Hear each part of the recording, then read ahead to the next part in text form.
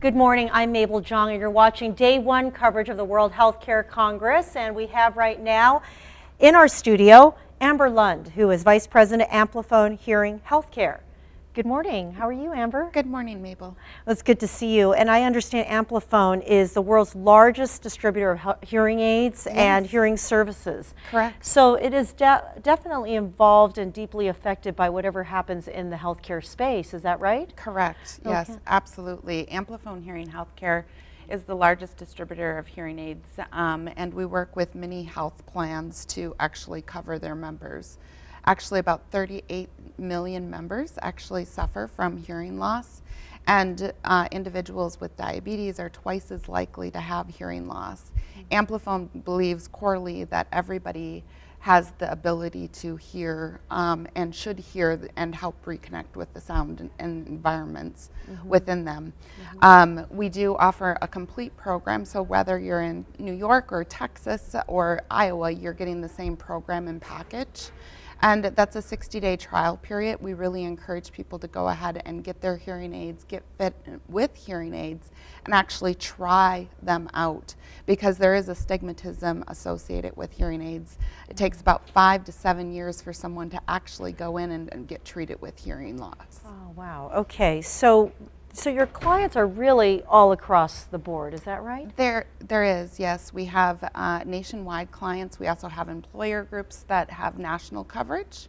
And then we work with government and workers' compensation groups as well to offer hearing aid coverage overall to those members. So it is really a members associated group, and we work with those health plans to provide complete transparency and cost savings to their members.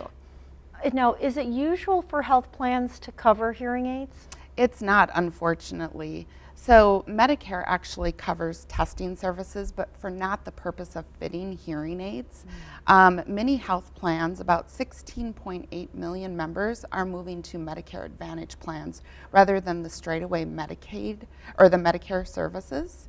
And we're seeing allowances being added. So hearing is about 10 years behind the dental industry as well as the vision industry, but we're actually seeing in many states with the exchange products that they're adding hearing aid coverage for adults as well as children.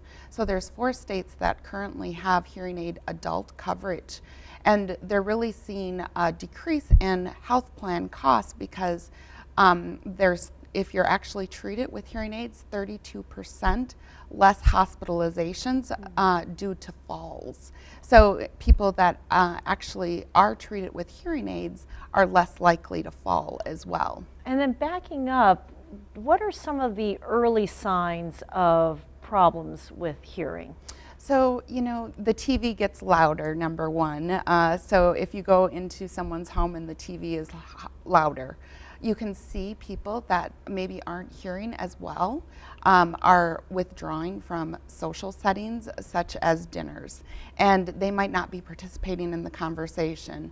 They might use the words "everybody's mumbling," and so it's very important to recognize those early signs, and as a loved one, actually make it kind of a standard practice to go in and get your hearing tested on an annual basis.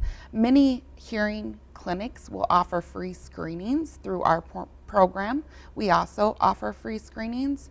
And so that's really just to test 3 frequencies of hearing and being able to make that early indication of, yeah, you're hearing normal or you're not. So we all remember when we were a kid raising our hand and getting hearing tests in school.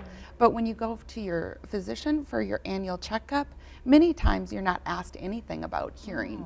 I just was speaking earlier this morning, and honestly, only about 5 hands went up in the audience of physicians that actually inquired about hearing. So it's something that we're trying to make more of a movement from a hearing aid space and a hearing loss space to get physicians to recognize it's important to ask that question as well. Is it a misconception that hearing loss comes with age? Could it really hit anyone at any time? Or Absolutely. It is an aging process that many of the individuals do have hearing loss.